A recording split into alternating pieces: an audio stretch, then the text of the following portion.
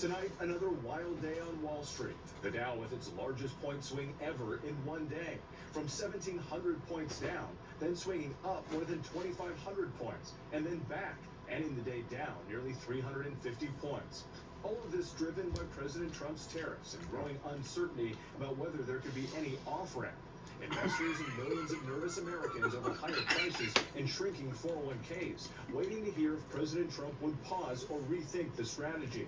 Our Mary Bruce asking the president. Would you react to the markets today, and would you be open to a pause in tariffs to allow for negotiations?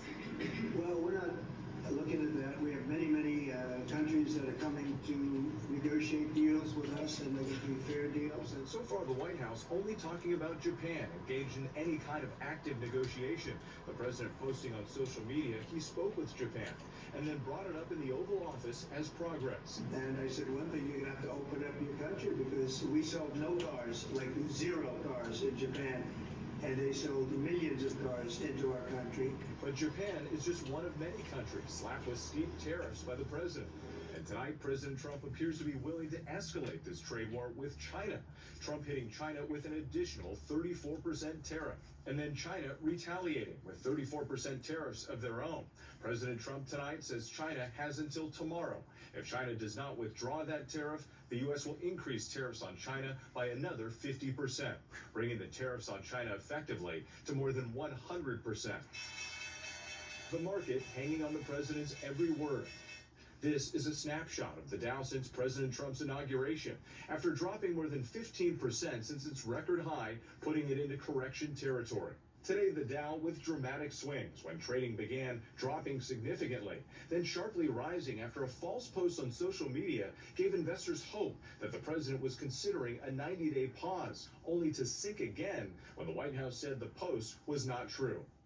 And tonight, a hedge fund billionaire and vocal Trump backer during the election now saying this isn't what we voted for. Hedge fund manager Bill Ackman is urging the president to call a timeout, warning, we are heading for a self-induced economic nuclear winter, and we should start hunkering down, may cooler heads prevail. And JP Morgan CEO Jamie Dimon warning in his annual letter to shareholders, the recent tariffs will likely increase inflation and are causing many to consider a greater probability of a recession. His firm already raising the risk of recession to 60%. If this continues on the path it is, without any pause or any kind of a negotiation, we are going to see this, and the implications could be major. Americans like retired auto worker Jim Peterson from Michigan worried about their 401ks. There's nothing I can do. I'm just watching it crash. Yeah, it's very alarming. And now some Republicans in Congress feeling the pressure back home, looking to rein in the president's tariff authority. 7 Republican senators, including the former Majority Leader Mitch McConnell, signing on to a bipartisan bill that would require the president to notify Congress of new tariffs that Congress would need to approve within 60 days. A similar bill in the House, brought by moderate Nebraska Republican Don Bacon, neither likely to pass, and President Trump saying he would veto it. From farm country to Main Street, Americans on edge. Tony Thompson is a 4th-generation farmer in Iowa. Putting tariffs on that, like when margins are already tight, we're increasing the stress on us as growers. Louise and Vance Emke have been farming in western Kansas for over 50 years. Where are we going? Everybody's asking them.